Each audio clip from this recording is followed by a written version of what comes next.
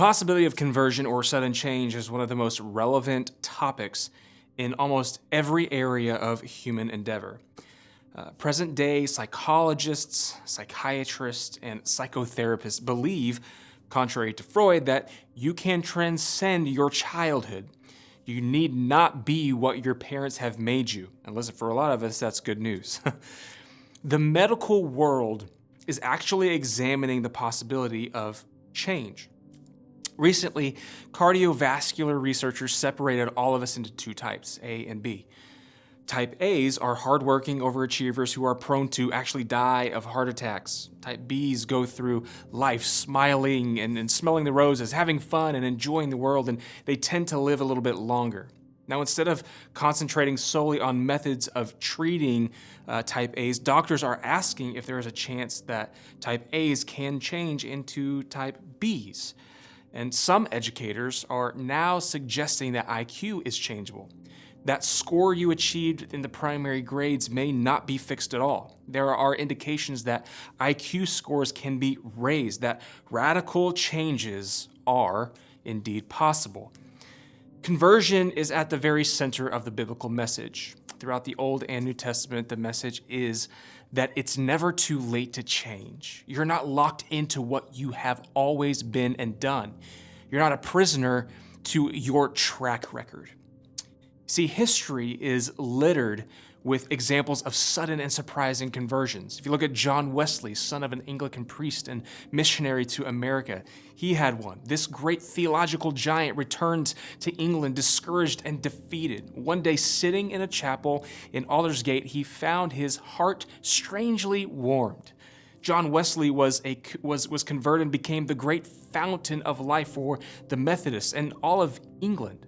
St. Augustine had a dramatic conversion as well. The same monk who had such struggles with the temptations of the flesh, who prayed, "Oh, Lord, make me pure, but not yet," became the great saint that we revere today. William Booth was an unlikely convert. This rough-cut man, appalled that the poor and the homeless had nowhere to turn, founded the Salvation Army. One day he prayed, "Lord, I give you everything there is in this man, William Booth.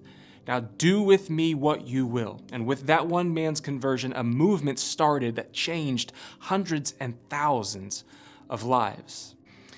Now, in terms of the conversion experience, the story of Zacchaeus is a very important case study.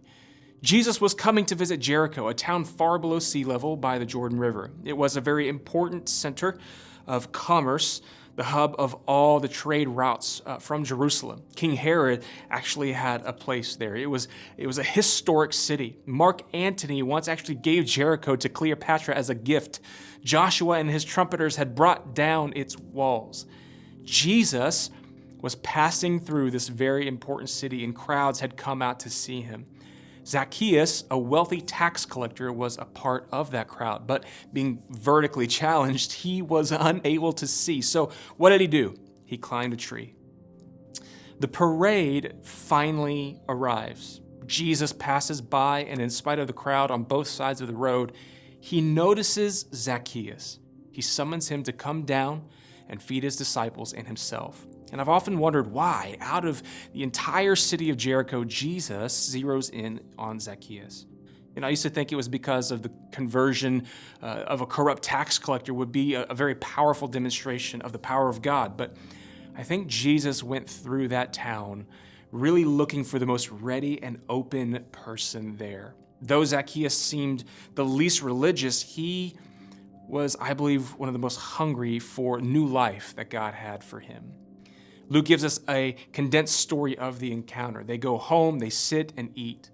And when it comes to what they actually discuss, we actually have no record of it. But I have a feeling that when you sit in the presence of the ultimate representation of love, you are the agenda. Zacchaeus was an immediate convert, and his faith was put into practice instantly. He says, "Guess what? I'm going to pay back everything that I have defrauded fourfold." Now, you got to understand, that's not generous. According to Roman law, if you defrauded someone, you were to repay them fourfold.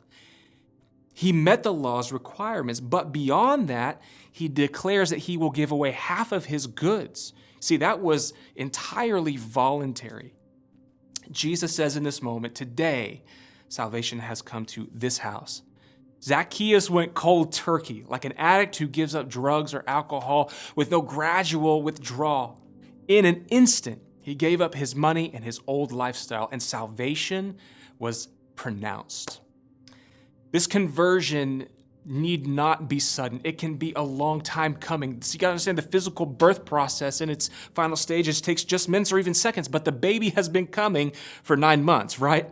Sometimes conversion looks sudden, but the struggle may have been going on for quite some time.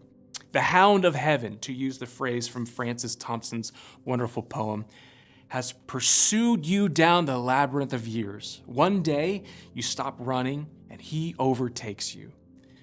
The good news here, and all throughout Scripture, is that it is never too late. You can begin again. Who are the converted according to the biblical record? If you look at Abraham the liar, Jacob the cheat, David the adulterer, Rahab the harlot, Peter the coward, Nicodemus the proud religious leader, all of these unlikely converts. And listen, as we approach Easter, focusing on our ones, I think we all have what we would consider unlikely candidates in our circle of influence. But you never know the seeds planted in someone's life. You never know where their hearts are in the process. You never know where you fit in their journey. You might be the one to help them reach the moment of salvation. You might simply be a seed planted. Either way, it's up to us to be the message of salvation to those around us, regardless of where we fit in their story.